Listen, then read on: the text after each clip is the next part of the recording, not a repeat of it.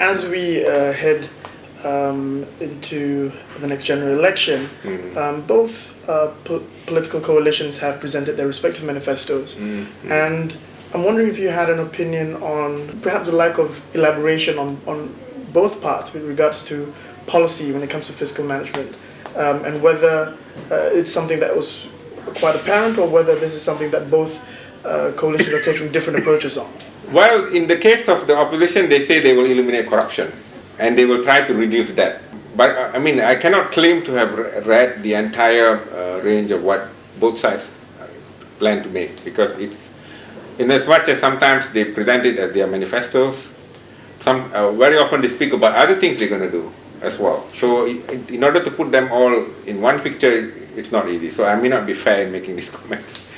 But the thing is, one side tends to focus a lot more, meaning Barisan tends to focus a lot more on raising income levels, on making the country a developed one, and a country that will live in harmony, racial harmony and everything else. One side, that's Barisan to me, I think.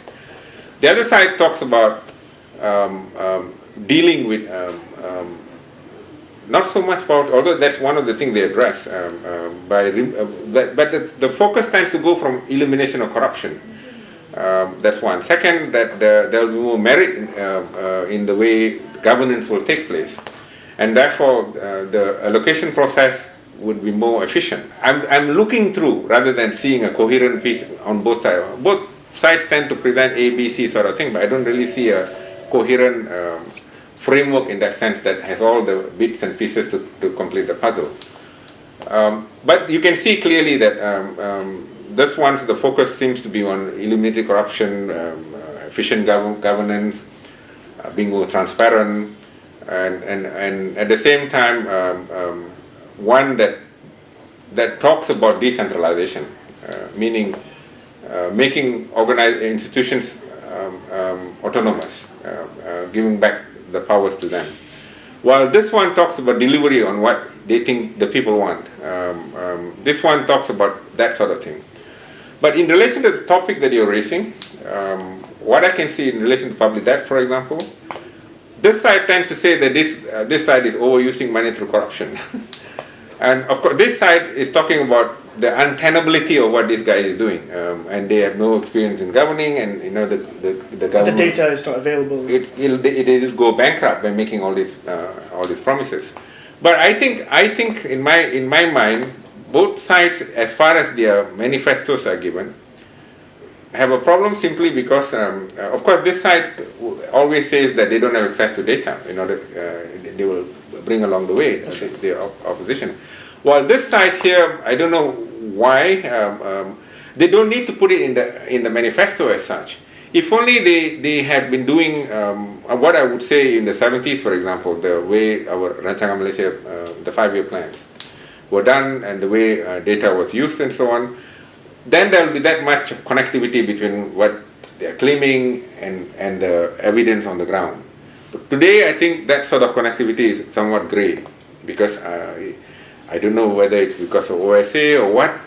Access to that sort of data is not fluid. Meaning, if I, for example, want to access data to see whether this makes sense, you know, suddenly someone scares me by saying, well, our debt is exploding. And even though I go through the Bank Negara annual reports and so on, I'm not particularly really convinced that I have the right ammunition to say I know the answers. Because it sounds like not only is coming up with a strategy for either coalition, seems to be sort of between a rock and a hard place for either of them, but even articulating it in a manner in which it can be relatable to the public. What steps can we begin to at least begin that discourse? When you mentioned that, I have spoken to some of them who come here. Some of them are politicians, and I've also met them when talking outside. In fact, recently I was in a forum by the Higher Education Ministry. They seem to know, both sides seem to know what the public wants, what the people want. They say, well, your kind of professors are too few, you're not at all, and they're right though. saying that you are really not the population. Now the point I'd like to make here is, it's probably true that they can see eye to eye with the public, but I'm not sure whether they are connecting with the public through emotions or with hard evidence. But sometimes hard evidence difficult to digest. It's not easy when you are orating in public. So my own feeling is, when you mention what will be relatable, what could reach them, I don't think this is something both sides politicians will bring in their charamas. I don't think so, because I don't think they think the public is ready to accept statistics and so on. Of course, sometimes they quote statistics though. But as a palatable, coherent whole to say our budget is this, we are spending this much here, it's draining the economy here, and to have a coherent, sensible, cogent presentation to convince, say, general mass out there, I don't think it's a risk they would take too. Given all of these concerns that members of academia have raised, what would you like to see in addition to some of the matters that you've already raised? My understanding of it is, it's simply that if you provide quality data and you give access to them, then it's not just the government's formulation of particular policies or the government's construction of indices, denominators to show, say, for example, GDP each year or GDP per capita. It raises the quality of the policies that they frame subsequently, because you are now grounded on concrete evidence. That's one. The second one is, you also enable those other guys whom you don't pay to do research. And it's like, if you don't believe, say, a particular government is making this statement, you say, well, these are independent researchers. They are also saying the same thing. You can make that sort of statement. You can infer and say, well, Danikwa said this, Wu Wing Tai said this, or Jomo said this. You can mention, and based on Mama Arif, they have said this, and based on this kind of analysis, they've used this kind of, and it shows the same sort of results. Then you can say independent people say the same thing. So my feeling is they should first see that they collect quality data. I believe they do, because I don't know what's happening there. But they also release that quality data. They should distinguish what is seriously confidential.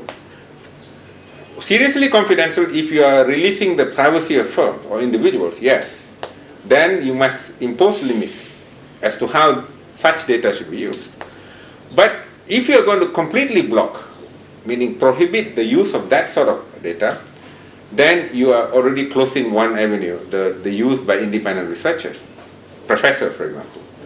And therefore, you can't have a genuine professor who's intending to publish a quality article in a top journal making the same statement as the government is making. Right.